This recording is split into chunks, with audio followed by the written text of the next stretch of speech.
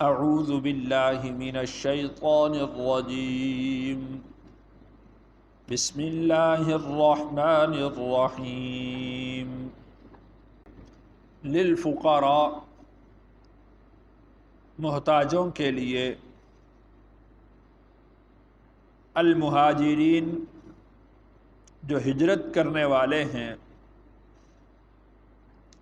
الذین اخرجوا، وہ لوگ جو نکالے گئے، من دیارہم و اموالہم، اپنے گھروں سے اور اپنے مالوں سے،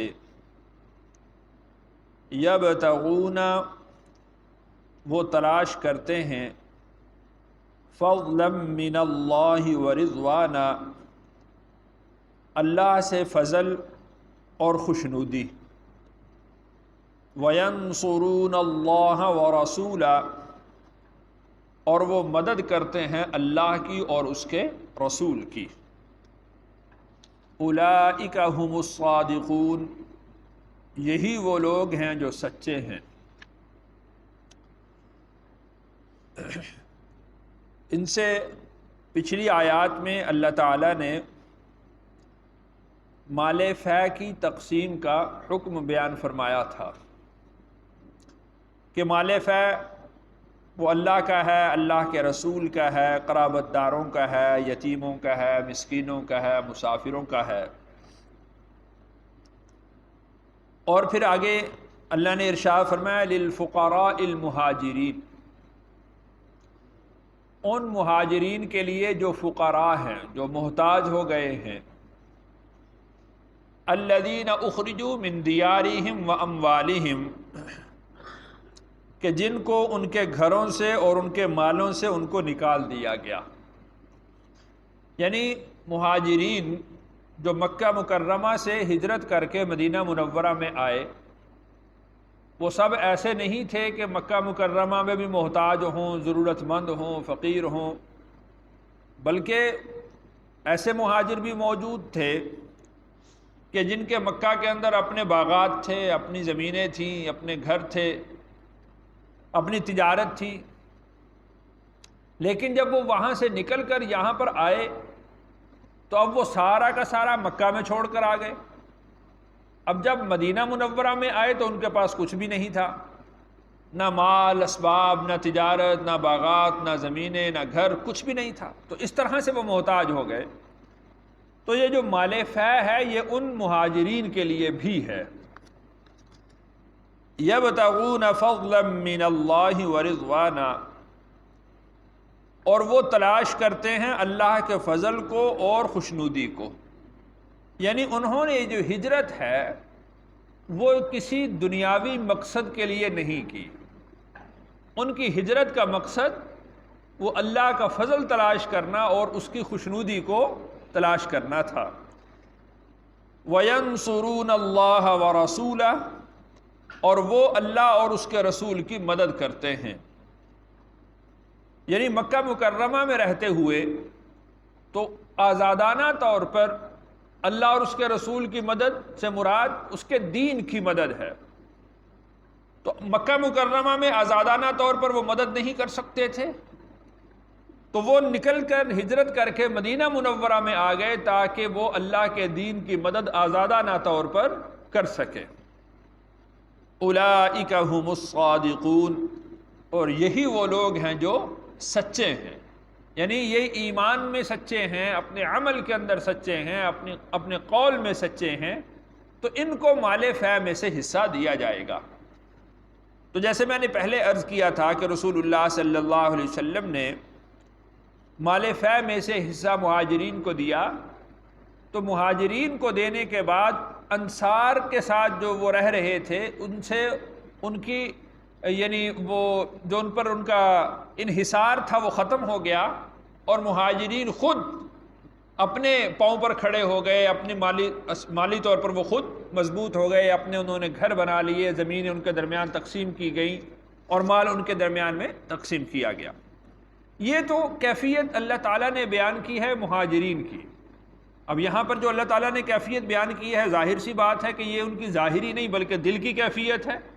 کہ وہ اللہ اور اس کے رسول کی خوشنودی کو تلاش کر رہے ہیں اور اللہ کے دین کی مدد کے لیے انہوں نے سب کچھ چھوڑ دیا ہے۔ اور پھر اللہ تعالیٰ ارشاد بھی فرما رہے ہیں کہ اولئک هم الصادقون، یہ لوگ سچے ہیں۔ اب اس سے اگلی آیت میں اللہ تعالیٰ نے انصار کے اوصاف بیان فرمائے ہیں۔ والذین، اور وہ لوگ، تبوؤا الدار، جنہوں نے ٹھکانہ پکڑا گھروں میں، والایمان، اور ایمان کے ساتھ، من قبلہم، ان سے پہلے، یعنی وہ جو مہاجرین ہجرت کر کے مدینہ منورہ میں آ رہے تھے، تو مہاجرین سے پہلے کچھ لوگ ایسے ہیں جنہوں نے مدینہ میں ٹھکانہ پکڑا ہے، اپنے گھر بنا لیے ہیں، اور ایمان کے اندر بھی وہ مضبوط ہیں۔ یعنی مہاجرین کے ہجرت کرنے سے پہلے جب وہ مدینہ میں آئے، اس سے پہلے کچھ لوگ ایسے ہیں کہ جنہوں نے پہلے سے وہاں پر ٹھکانہ پکڑا ہوا ہے، ان کے گھر ہیں،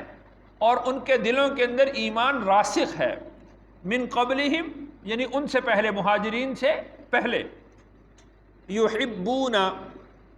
وہ پسند کرتے ہیں، وہ محبت رکھتے ہیں،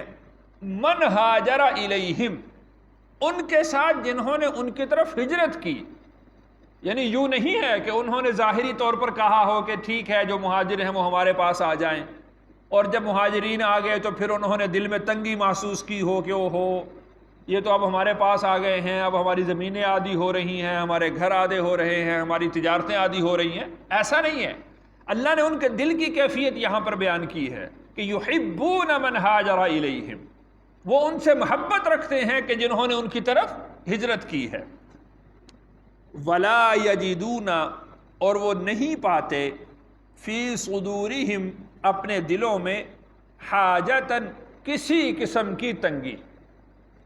مما اوتوا، اس سے جو وہ دیے گئے، ویؤثرون، اور وہ ترجیح دیتے ہیں، علی انفسہم، اپنی جانوں پر، ولو کان بہم خصاصہ، اگرچہ وہ خود تنگی میں ہوں۔ یعنی اب وہ جو مال فے مہاجرین کو دیا گیا، تو ولا یجدون فی صدورہم حاجتاً، ان کے دلوں کے اندر اس طرح کی کوئی تنگی نہیں آئی کہ مال فے ان کو کیوں دے دیا گیا ہے، ہمیں کیوں نہیں دیا گیا، ان کو پیسے کیوں دے دیے گئے، ان کو زمینیں کیوں دے دی گئیں، ان کو مکانات کیوں دے دیے گئے اور ہمیں کیوں نہیں دیے گئے۔ ولا یجدون فی صدورہم حاجتاً، اپنے دلوں کے اندر کسی قسم کی وہ تنگی نہیں پاتے، کس چیز سے؟ مما اوتوا، اس چیز سے جو مہاجرین کو دیا گیا، یعنی مال اسباب جو مہاجرین کو دیے گئے، اس سے جو مدینہ کے انصار تھے انہوں نے اپنے دل کے اندر کوئی تنگی محسوس نہیں کی۔ وَيُؤْثِرُونَ عَلَىٰ أَنفُسِهِمْ، اور وہ اپنی جانوں پر ان مہاجرین کو ترجیح دیتے ہیں۔ اب یہ جو کیفیت ہے جس کو اللہ تعالیٰ نے یہاں پر بیان کیا ہے، کیا کسی قوم نے کسی قوم کے لیے ایسی دکھائی ہے؟ یا تو سگا بھائی ایک دوسرے سے وہ اس بات پر جھگڑ رہا ہے کہ زمین اور جائیداد میں سے حصہ میں لوں گا، اور یہ تو سگے بھائی بھی نہیں تھے، صرف ان کا جو رشتہ تھا وہ ایمان کا رشتہ تھا، اسلام کا رشتہ تھا، اور رسول اللہ صلی اللہ علیہ وسلم کے واسطے سے رشتہ تھا۔ اب یہاں پر آپ یہ دیکھیے کہ اللہ کے رسول صلی اللہ علیہ وسلم نے ان کی تربیت کیسی کی کہ وہ سگے بھائیوں سے بڑھ کر وہ ان کے ساتھ شراکت داری کر رہے ہیں۔ اور قرآن یہ کہتا ہے کہ وَيُؤْثِرُونَ عَلَىٰ أَنفُسِهِمْ وَلَوْ كَانَ بِهِمْ خَصَاصَةٌ، وہ اپنے اوپر ان بھائیوں کو ترجیح دیتے ہیں حالانکہ خود وہ تنگی میں ہوتے ہیں،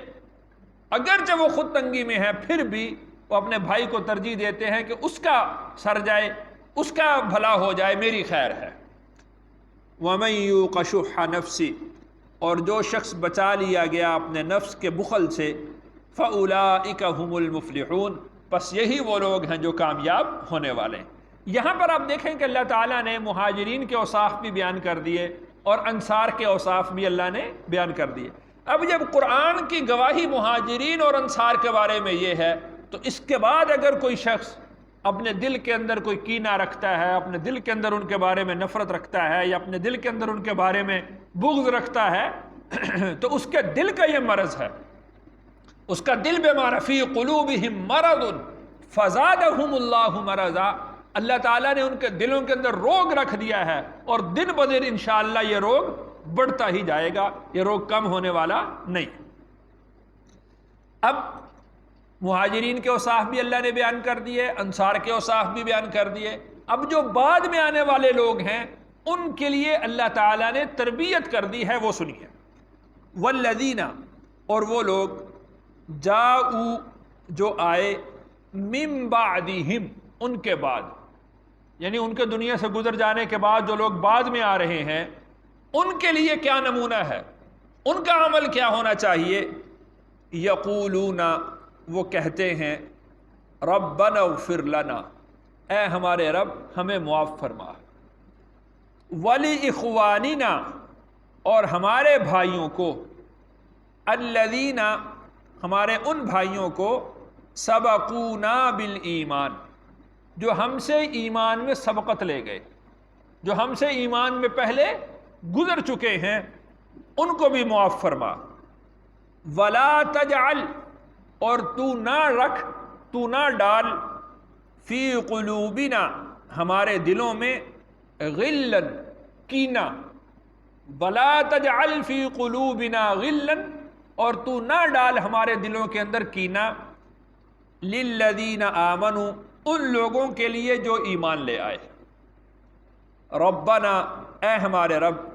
انک رؤوف الرحیم، بے شک تو مہربان ہے، رحم کرنے والا ہے۔ اب بعد کے لوگوں کے لیے اللہ تعالیٰ نے یہ عمل بتلا دیا ہے کہ بعد کے لوگ وہ یہ کہیں، ربنا اغفر لنا ولاخواننا الذین سبقونا بالایمان، کہ اے اللہ تو ہمیں بھی معاف فرما، اور ہمارے ان بھائیوں کو جو ہم سے ایمان میں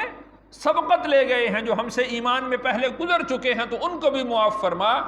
اور اگلا جو دعا کا حصہ ہے کہ وَلَا تَجْعَلْ فِي قُلُوبِنَا غِلًّا لِّلَّذِينَ آمَنُوا، اور ہمارے دلوں کے اندر ان ایمان والوں کے لیے کینہ نہ رکھ، ہمارے دلوں کے اندر ان کی نفرت پیدا نہ فرما، ہمارے دلوں کے اندر ان کے لیے کوئی بغض، کوئی عناد، کوئی دشمنی پیدا نہ فرما۔ اور یہ بات یاد رکھیے، رسول اکرم صلی اللہ علیہ وسلم نے قیامت کی نشانیوں میں سے یہ نشانی بتلائی ہے کہ میری امت کے بعد کے لوگ پہلے لوگوں پر لعن طعن کریں گے، میری امت کے بعد کے لوگ پہلے لوگوں پر سب و شتم کریں گے۔ اور آپ دیکھ لیجئے اس وقت یوٹیوب پر جتنے بھی لوگ ہیں، جتنے نئے مفکرین بنے ہوئے ہیں، وہ سب کے سب وہ بزرگان دین، علماء امت، ان کو لعن طعن کر رہے ہیں، سب و شتم کر رہے ہیں۔ اور قرآن کیا کہہ رہا ہے کہ تم یہ دعا کرتے رہو کہ جو ہم سے پہلے گزر چکے ہیں ان کے بارے میں ہمارے دل کے اندر کوئی کینہ اور بغض نہ رکھ۔ اور یہاں پر بزرگان دین، علماء امت، فقہاء ملت، ان کے بارے میں طعن و تشنیع، سب و شتم، گالم گلوچ تک، اور ان کو دین فروش تک کہا جا رہا ہے۔ لیکن اہل ایمان کا وتیرہ، اہل ایمان کا طریقہ یہ ہے کہ وہ یہ دعا کرتے ہیں، ربنا اغفر لنا، اے اللہ تو ہمیں بھی معاف فرما، ولاخواننا الذین سبقونا بالایمان، اور ہمارے ان بھائیوں کو بھی معاف فرما کہ جو ہم سے ایمان میں سبقت لے گئے، جو ہم سے پہلے ایمان والے گزر چکے ہیں۔ ولا تجعل فی قلوبنا غلا للذین آمنوا، اور ہمارے دلوں کے اندر ان لوگوں کے بارے میں جو ایمان لائے کوئی کینہ اور بغض، کوئی عناد، کوئی دشمنی ہمارے دلوں کے اندر نہ رکھ۔ اس کا مطلب یہ ہے کہ بزرگان دین جو لوگ پہلے گزر چکے ہیں ان کے بارے میں ہمارا دل بالکل صاف ہونا چاہیے۔ بحیثیت انسان بالفرض اگر ان سے غلطی ہوئی ہے تو یہ بات یاد رکھیے کہ بزرگوں کی غلطی پکڑنا بذات خود ایک غلطی ہے۔ ان کی نیکیاں نہیں دیکھتے، ان کی نیکیاں، ان کا اجر کتنا ہے، اور وہ گند کی مکھی کی طرح وہ ایک جا کر جہاں پر یعنی گندگی ہوتی ہے وہیں پر وہ بیٹھتی ہے۔ اگر ان سے کوئی غلطی ہو گئی ہے، ہم ان کو معصوم نہیں مانتے، ہم ان کو معصوم نہیں کہتے کہ ان سے کوئی غلطی نہیں ہوگی، لیکن ان کی غلطی ہی پر جا کر بیٹھنا، ان کی نیکیاں نہ دیکھنا، ان کے جو دین کی خدمات ہیں ان کو نہ دیکھنا، یہ تو گند کی مکھی کی طرح ہو گئے۔ تو بہرحال قرآن یہ کہتا ہے اور دعا یہ سکھلاتا ہے ہمیں کہ اے اللہ ولا تجعل فی قلوبنا غلا للذین آمنوا، اے اللہ ہمارے دلوں کے اندر ان کے بارے میں کوئی کینہ نہ رکھ جو ایمان لے آئے ہیں۔ ربنا انک رؤوف الرحیم، بے شک اے ہمارے رب تو مہربان ہے، رحم کرنے والا ہے۔ جیسا میں نے پہلے بھی عرض کیا ہے کہ آیت کے آخری حصے میں جو اللہ تعالیٰ کے نام ذکر کیے جاتے ہیں ان کا آیت کے ساتھ تعلق ہوتا ہے۔ اب یہاں پر جو بات آخر میں اللہ نے ارشاد فرمائی انک رؤوف الرحیم، کیا اللہ تو مہربان ہے، رحم کرنے والا ہے، اس کا تعلق ما قبل کے ساتھ یہی ہے کہ اگر بالفرض ان سے کوئی خطا ہو گئی ہے، ان سے کوئی غلطی ہو گئی ہے، تو اللہ تو مہربان ہے، تو رحم کرنے والا ہے، ان کے گناہوں کو تو بخشنے والا ہے۔ ہم تو آپ سے یہی دعا کریں گے کہ اے اللہ تو ہمیں معاف فرما، اے اللہ تو ہم سے جو پہلے گزر چکے ہیں اے اللہ تو ان کو بھی معاف فرما، اور اگر ان سے کوئی غلطی سرزد ہو گئی ہے پھر بھی، اگر وہ ہمارے سامنے آ بھی جاتی ہے پھر بھی، اے اللہ ہمارے دلوں کے اندر کسی قسم کا کوئی کینہ نہ ڈال، ان کی غلطیاں ہیں، تو مہربان ہے، تو رحم کرنے والا ہے، معاف کرنے والا تو ہے، اے اللہ ان کی غلطیوں کو بھی معاف فرما اور ہماری غلطیوں کو بھی معاف فرما۔ تو اس لیے معاشرے کے اندر اس طرح کی جو باتیں گردش کر رہی ہیں، معاشرے کے اندر اس طرح کی جو باتیں پھیل رہی ہیں کہ وہ بزرگان دین پر طعن و تشنیع کرتے ہیں، سب و شتم کرتے ہیں، تو وہ قرآن کی ہدایات کے صریح خلاف ہے، قرآن کے مقصد کے صریح خلاف وہ عمل کر رہے ہیں۔ اور جس طرح کہ میں نے عرض کیا کہ رسول اللہ صلی اللہ علیہ وسلم نے ارشاد فرمایا ہے کہ بعد کے لوگ پہلے لوگوں کو طعن کریں گے، پہلے لوگوں پر لعنت کریں گے، اور پہلے لوگوں کو جو ہے وہ سب و شتم کا نشانہ بنائیں گے، اس سے بچنا چاہیے۔ اور ایسے لوگ کہ جو بزرگان دین کو سب و شتم کرتے ہوں، لعن طعن کرتے ہوں، ان کی غلطیاں نکالتے ہوں، غلطیاں پکڑتے ہوں، ان لوگوں سے بھی بچنا چاہیے۔ اللہ تعالیٰ سے دعا ہے اللہ تعالیٰ مجھے اور آپ کو عمل کی توفیق نصیب فرمائے۔